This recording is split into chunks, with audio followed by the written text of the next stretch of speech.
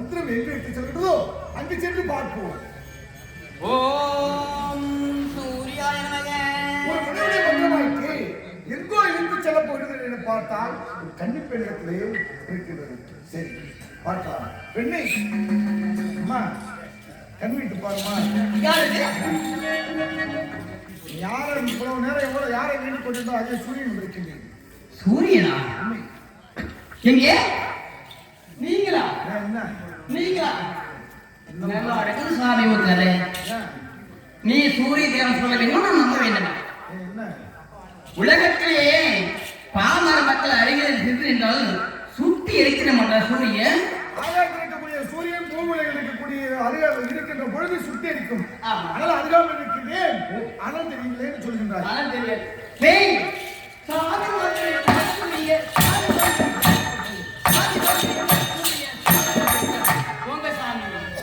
நீங்க சூரியன் சொல்ல வேண்டுமா, நம்ப வேண்டுமா? சரி என்னுடைய 1000 ஒளிக்கல்களை வரைக்கும் விட்டிருக்கிறீ. ஆமா. ஒரு ஒளிக்கல் விட்டு காண்பிக்கிறேன். காட்சி தான் நம்பிக்கிறாயா? காட்டுங்க. அப்படியா? ஓ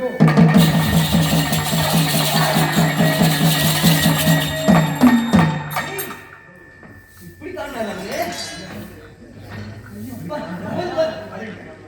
ஒளிக்கல் இருக்கிறது. ஆரம்பிக்கிறார். சரி, எனக்கு நம்பிக்கை வந்து விட்டது. சூரியனே நம்பிக்கை வந்து விட்டது. உன்னை பார்த்து விட்டேன். நான் 12 வேலை கூட கேட வேண்டியது. உலகத்தில் வருகிறேன். வாயிட்டால் வருவதற்கு போயிட்டால் போவதற்கு வச்சு வேலைக்காரன். என்ன இது? நான் பார்த்து விட்டேன். நான் போகட்டும் இல்லை. என் ஆசையை தீர்த்து செல்ல வேண்டும். ஓன் ஆசையா? நான் என்ன செய்ய வேண்டும்? பெண்ணே நீ பிரம்மன்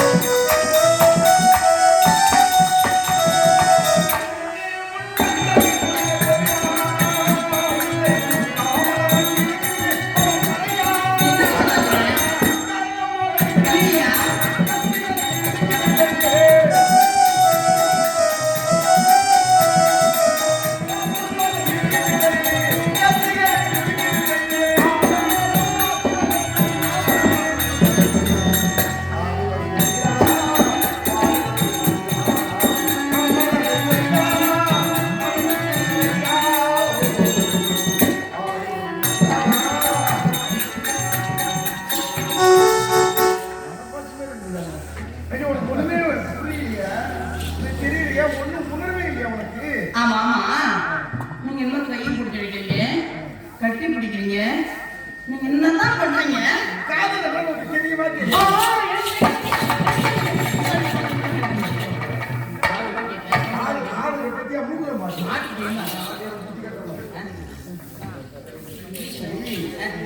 அப்பா அம்மா எப்படி இருக்காங்க? சந்தோஷமா?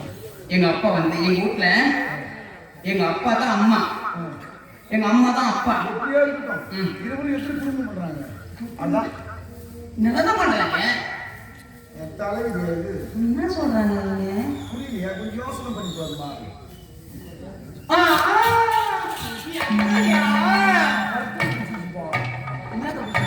சொன்ன உடனே நீ அங்க வரியா? நான் எல்லாம் இங்கே வந்து நீ நினைக்கிற மாரி நான் வரல. நான் வந்து காயா இருக்கிறேன், காயா இருக்கிறாய். நான் கனியில, நான் வயசுக்கு வரல. உன்னை காயா இருக்கிற உன்னைக்கு போக போட்டாலும் உனக்கு பொழுது வச்சு பார்க்க முடியாது. என்னது உண்மை கண்டிப்பா இருக்கிற உண்மை. ஐயோ திருப்பி நான் மாட்டேன். அதுயா இந்த அஞ்ஞாரை அடைந்து வந்தால் பெரிய பொண்ணாக மாறிடுவாய். மாறிய பிறகு என் ஆசையை நீ பூர்த்தி செய்ய வேண்டும். செய்வனா உன்னையும் நாட்டையும் சுற்றி இருக்கிறேன். சாமி நிறுத்துங்க. இந்த அக்கினியானை அழிந்து உங்க ஆசைக்கு நான் நிறைவேற்றுறேங்க. அப்படி ஆண்டவர் வைத்த பிரகாரம் ஒரு யுகமறையில் பாவம் என்னுடைய வயிற்றிலே நெல்லிக்கடியை சுமந்து வருகின்றேன். அவர் உரைத்த பிரகாரம் தோவரைகள் இந்த தோவர இடத்திலே ஒரு கன்னிப்பெண், இந்த கன்னிப்பெண்ணுடைய கற்பத்திலே இந்த தானாக இருக்கின்ற இந்த கருவை அவர்களுடைய கருவை செலுத்திவிட்டால் என் பாரம் குறைந்து போடும், வந்த வேலையை செஞ்சுவிடும். இல்லாத வளர்ப்பு பார்க்கிறார்.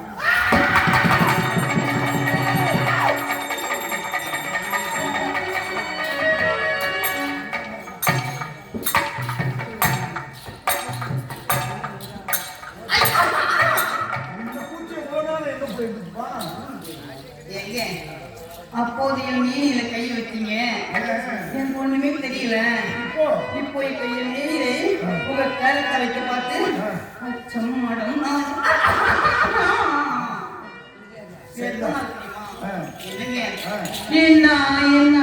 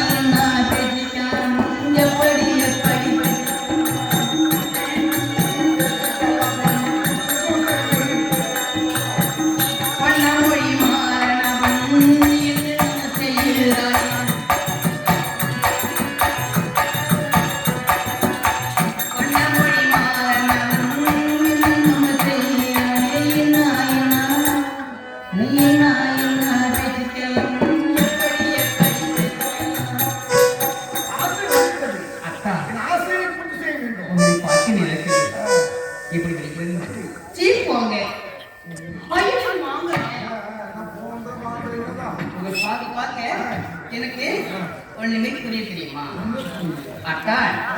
பூமாலையின் போர்மை இங்கே நாட்டால் பேந்த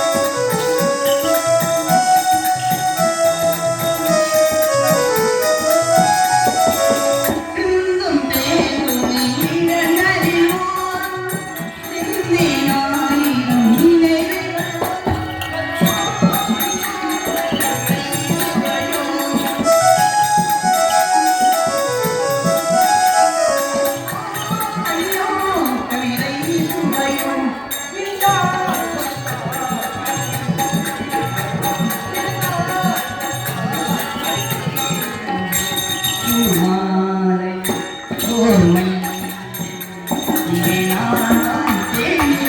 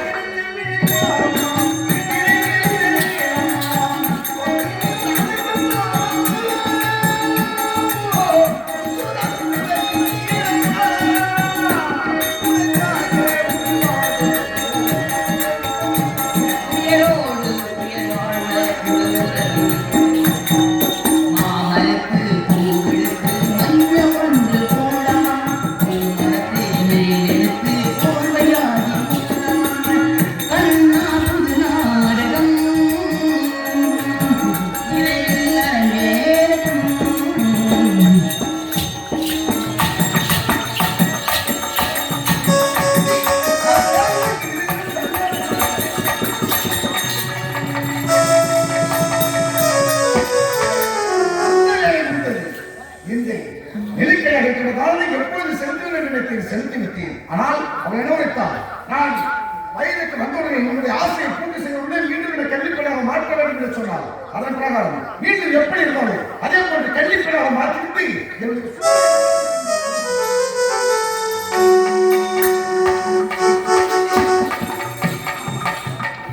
உலகத்திலே தெரிவிப்பார்கள். ரிஷி பெண்ணா ஆத்மா தெரிவிப்பாங்க. 3.25 ஆண்டு அழகான ஆண்குழந்தை இருக்காங்க. இருந்தால் இந்த நல்ல நேரத்தில் அத்தான் கிட்ட இந்த நல்ல நேரத்தை செய்தி தெரிவிக்க வைக்கணும். அழாத அப்பா வருவாங்களா? செல்லமே அழாதடா. அப்பா வருவாங்க. அப்பா வந்து பார்க்க போறாங்க. அழாதடா செல்லமே. என்னங்க அத்தான் நாம இருவரும் கூடி கலந்தமானதான் அழகான ஆண் குழந்தை வந்திருக்காங்க. அத்தான் வந்து பாருங்க. அத்தான் என்னங்க என்னது நான் வந்து வேலை முடித்து விட்டது புறப்பட்டு வருகிறேன். சூரிய மண்டலமா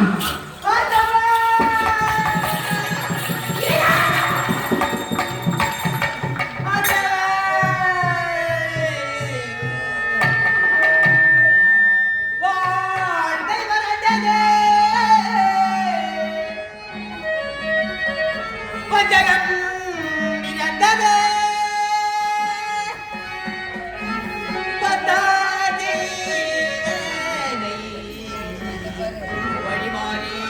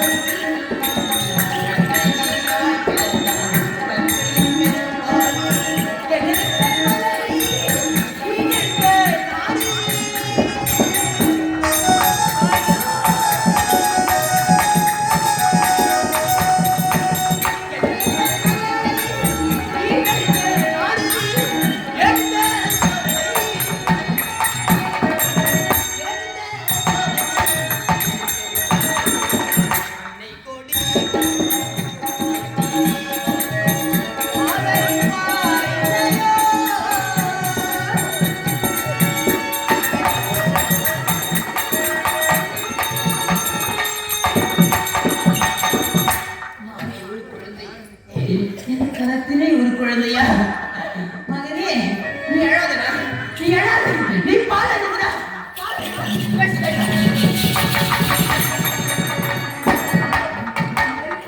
கண்ணி பொண்ணு ஆகிவிட்டேனே, என் சனத்திலே இருந்து பால் சுரக்கவில்லையே.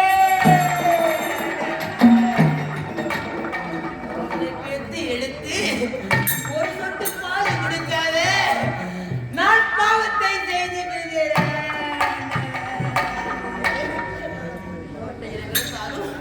போட்ட பள்ளி மாலாதிரி பகை பாவைக்கு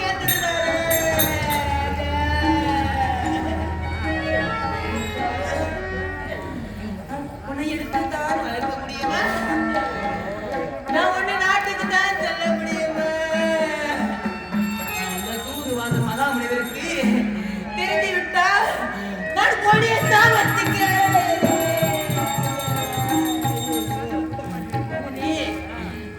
எத்தனை காலத்துக்கு நான் மறைச்சு வச்சு அழகு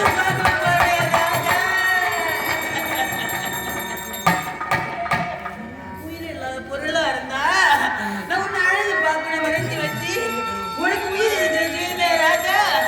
நான் உன்னை எப்படிதான் மறைக்க போறேன்? மக்களுக்கெல்லாம் தெரிஞ்சா விட்டா பாவிகள் குழந்தை கரத்திலே ஒரு குழந்தையாடு பாமர மக்கள் யாவரும் ஊத்தி நிற்காங்க. இறைவா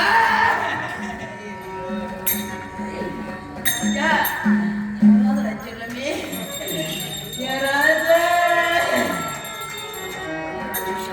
கண்ணே நவமணி உன்னை காணாத கண்ணுறங்கும்.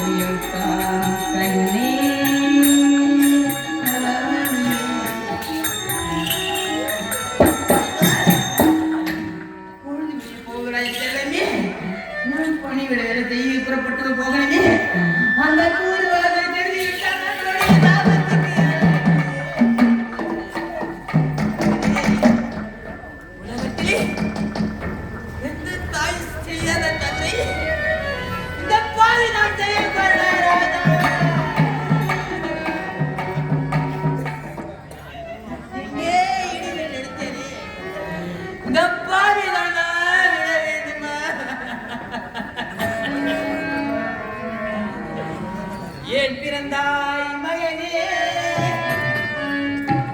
ஏன் பிறந்தாய்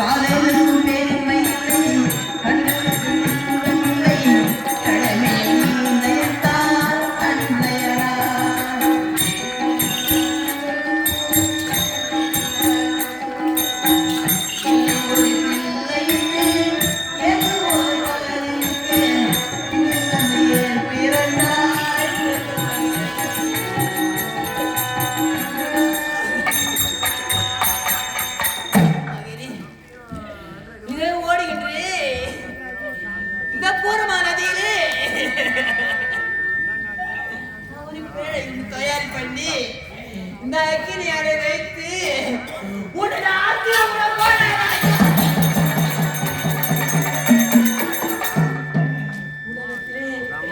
எந்த தாயும் செய்யாத தவறை நாம் பிள்ளைய பெற்று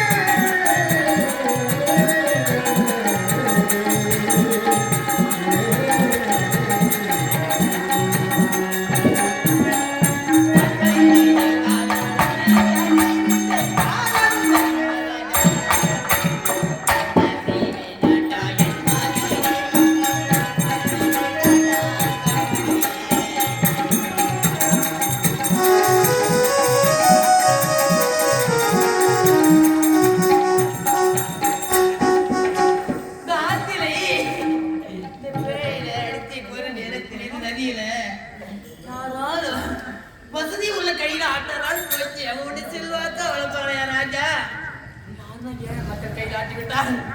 உன்னை இப்படிலாம் வச்சவங்க உன்னை காபத்து பண்ணுவாங்க ராஜா.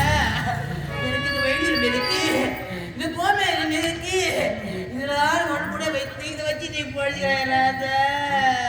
ஐயோ அங்கே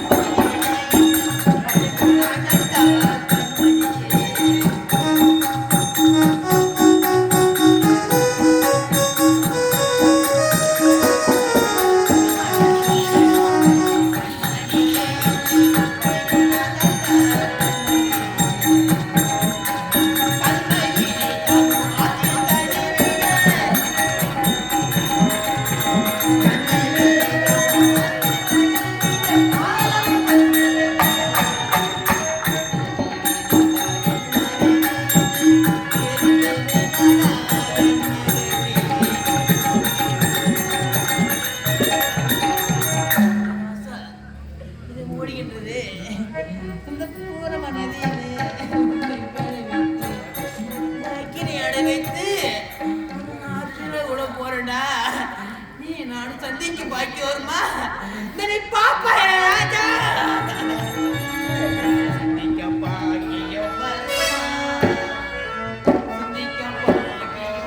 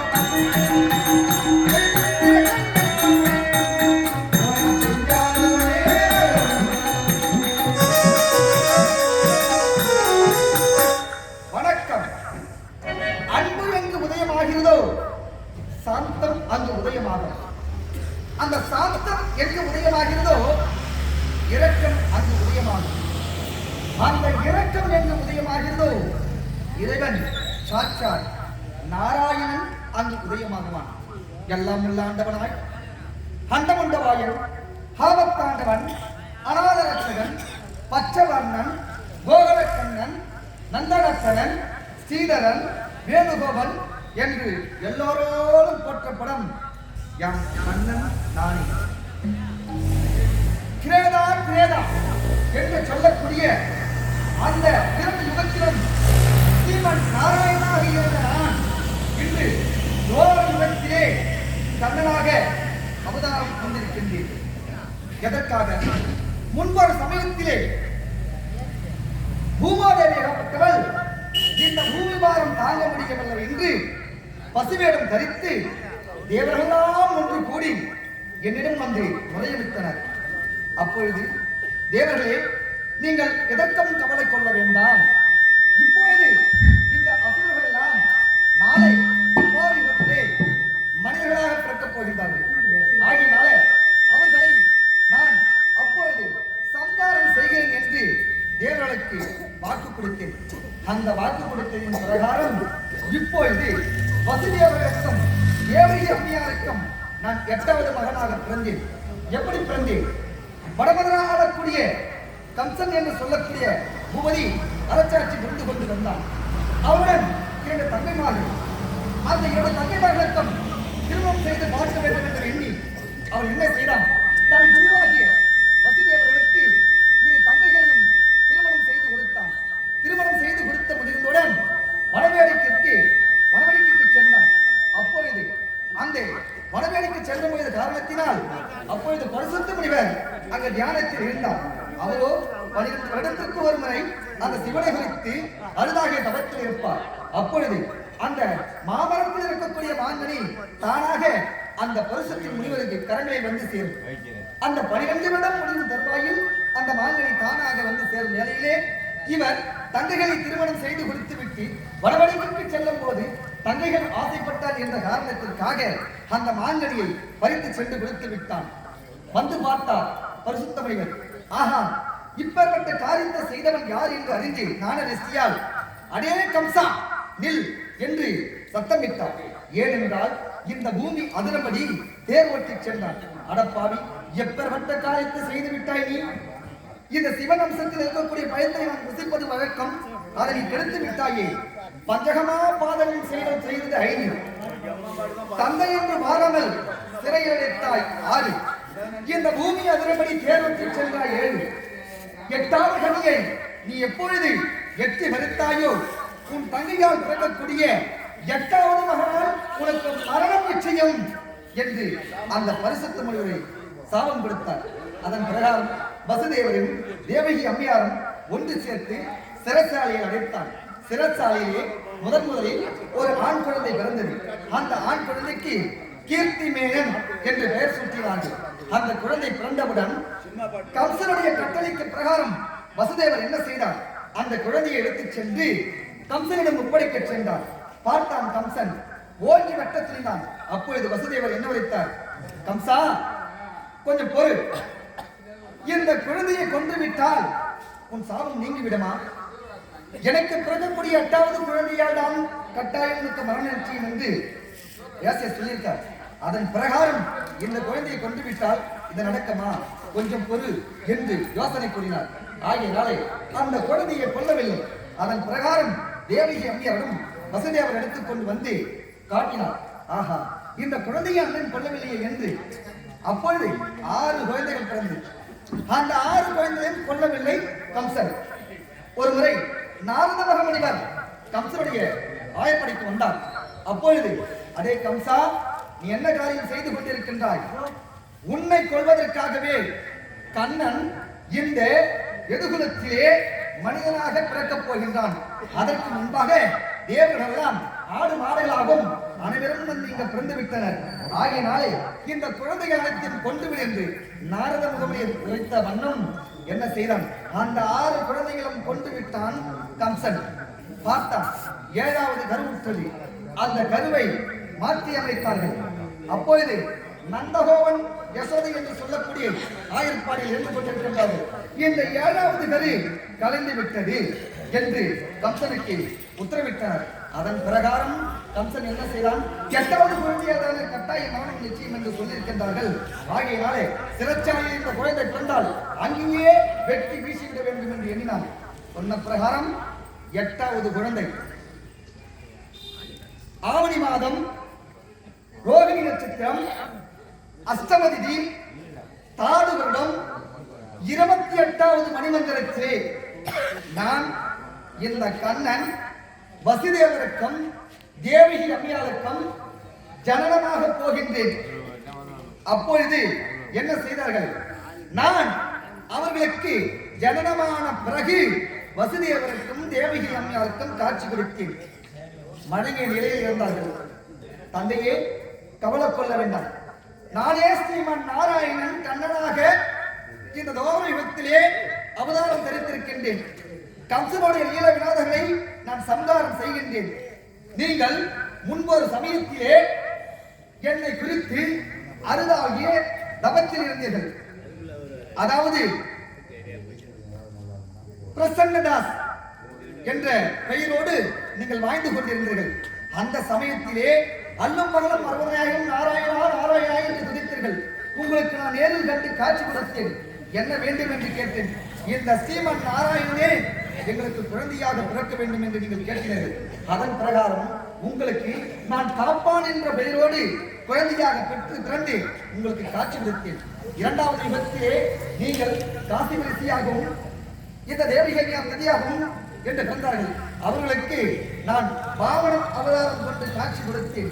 இப்போ இந்த துவார யுகத்திலே கம்சனுடைய சங்காரம் முடிப்பதற்காக நான் 8வது மகனாக ஜனனம் எடுத்துக் கொள்கின்றேன் என்று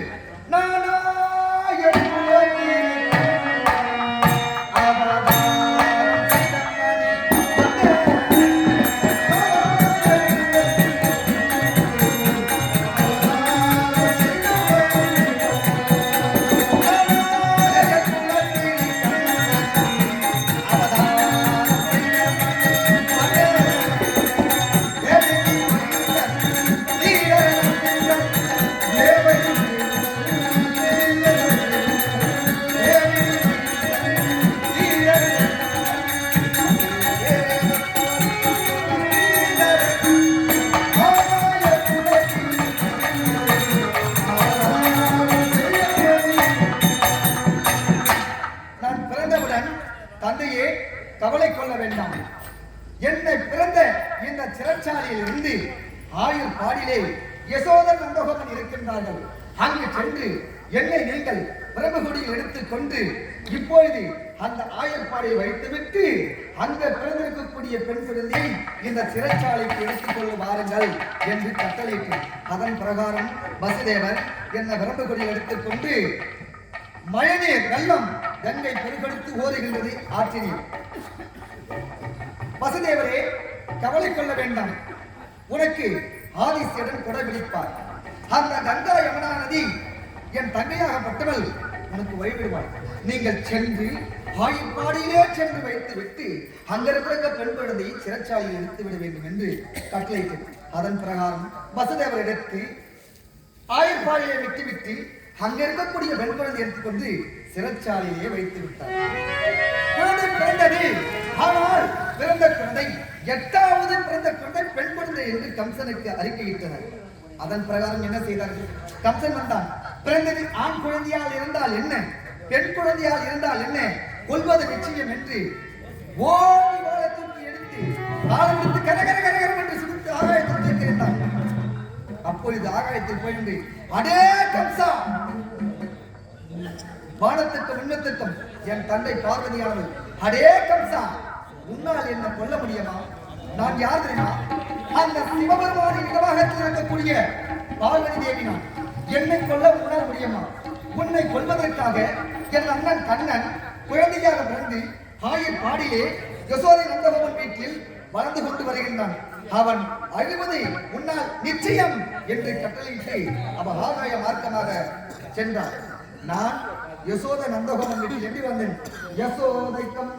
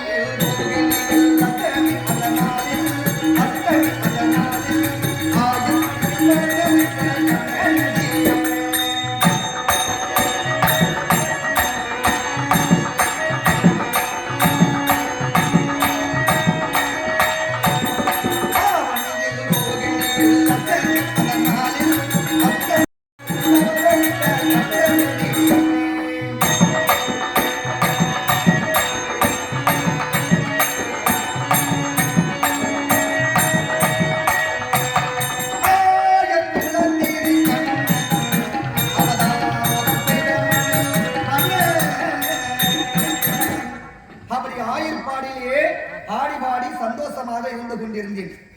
எனது மாமனாகப்பட்டவன் கம்சன் இந்த கண்ணனை எப்படியாவது கொல்ல வேண்டும் என்று எண்ணி பூதகி அனுப்பினான். சகடாசுரன், பகாசுரன், அகாசுரன் எத்தனையோ சூரர்களை அனுப்பியும் என்னால் என்னை கொல்ல முடியவில்லை.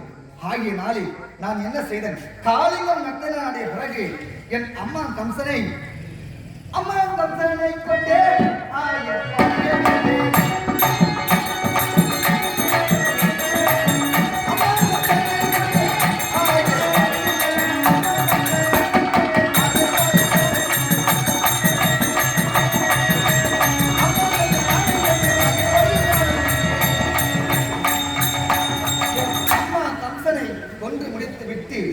என் அண்ணன் பலராம சக்கரவர்த்திக்கு அந்த வடமதுராபுரியை நான் பட்டம் சூட்டினேன். பட்டம் சூட்டிய பிறகு அது மட்டும் தானா, நான் பந்தப்பட்ட பூயன்